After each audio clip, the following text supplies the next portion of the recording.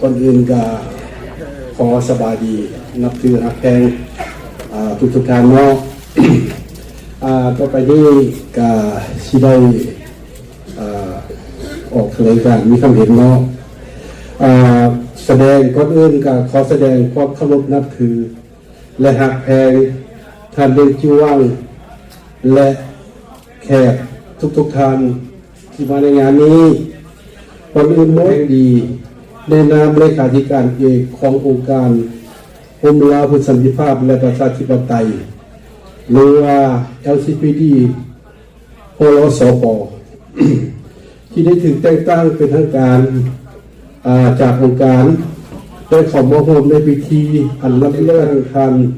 เดชจิวังกับหน้าที่ไหมอันมีเกียรติในสูงส่งคือเป็นประธานสภาคนลาวเพื่อสันติภาพเสรีภาพและพื้นผู้ชาติประจำทวีปเขตอเมริกาพร้อมทั้งรับหน้าที่อันไม่อันสมควรอันมีเกียรติอันอย่างหลวงพร้อมเดียวกันนี้พวกข้าพเจ้าขอต่างนาให้ซีการจัดตั้งเป็นภาคีขององค์การพลสปคืออันที่หนึ่งก็เป็นสภาห่มลาวเพื่อสันติภาพเสรีภาพและพื้นผู้ชาติสองพันธมิตรประชาธิปไตยในลาวจากสหรัฐอเมริกาสามองค์การมูลนิธิลาวดันสร้างประจำประเทศออสเตรเลียและฝรั่งเศสสี่องค์การกฎกาและความยุติธรรมสิทธิมนุษย์ในขอบเขตเอเชีย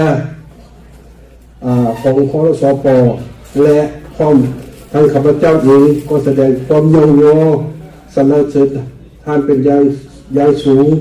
ที่ได้ตัดสินใจรับหน้าที่อันสูงส่งรับหน้าที่อันใหม่พร้อมความเหมาะสมก็คือท่านเองก็เป็นตัวแทนที่เลือกตั้งจากองค์การของพี่น้องลาวมุ่งพวกเขา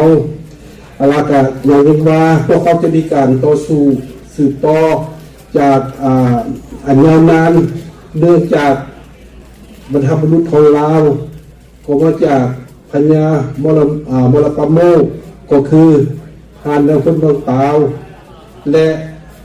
ต่อไปนี้ก็เป็นทานพร้อมทั้งอดีตของทานประธาน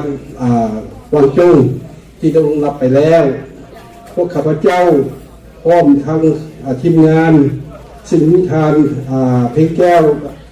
รัศกุลมาจากซักเกนโตทานอาดัมแก้วมือซองกับมาจากพร้อมภรรยามาจากซักเกนโตและนางลิลี่ลิฟุ่งอยู่ในเขตเมืองไซสนุนี้ขอแสดงความมกขอบใจอันล้นเหลือที่ได้ถึงเสื้อเซินมาห่วมพิธีสืบวันให้ทานเนื่องจุว่างและพวกเขาขออาราธนาศีลสิ่งวิงวอนให้ทานพร้อมด้วยครอบครัวจงมีอายุสุขาภาละพร้อมสำเร็จทุกเรื่องภารกิจการงานและสืบต่อเรื่องต่อไปเนาะก็ขอบใจข้าพเจ้ามาในนามเลขาธิการเอกของสภาของเราฉะนั้นจำเป็นมี2-3 หน้าที่ที่จะต้องดำเนินเพื่อให้งานของเราบุนี้ให้รุ่งเรืองไปได้ดีฉะนั้นจึงขอเวลายืดเหนี่ยวนิดนึงเพราะว่าเป็นเวลาที่สำคัญที่สุดในประวัติศาสตร์ของชาติลาว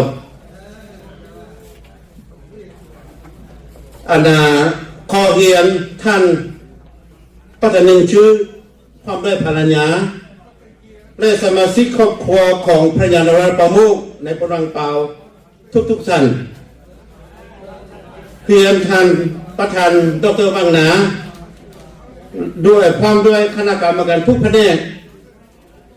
เรียนท่านประธานดับรุ่งว่างพร้อมด้วยคณะกรรมการ9 ท่านประธานดับรุ่งมาก็ได้แต่มีประธานว่างไทยขึ้นมาก็มา9 ประสายแทนประธานดับรุ่งแล้วต่อไปขอเรียนท่านเลขาธิการเองไมโครแพงดีพร้อมด้วยคณะที่ตามหลังจากนั้นขอเรียนประธานสมาคมต่างๆ พร้อมด้วยปัญญาชนทุกชนชาติชนเผ่าทุกท่านแล้วก็ขอเรียนพ่อแม่พี่น้องเรามุ่งของพวกเขาทุกท่านที่มาร่วมงานประวัติศาสตร์ครั้งนี้ในนามเลขาธิการเอกของสภาของเราข้าพเจ้ามีความปลื้มปิติยินดีที่สุดที่ข้าพเจ้ามีโอกาสได้ก็มีวาสนาได้มาร่วมงานสถาปนาประธานหนึ่งชื่อขึ้นมาเป็นผู้นำระดับชาติของพวกเขาในมือนี้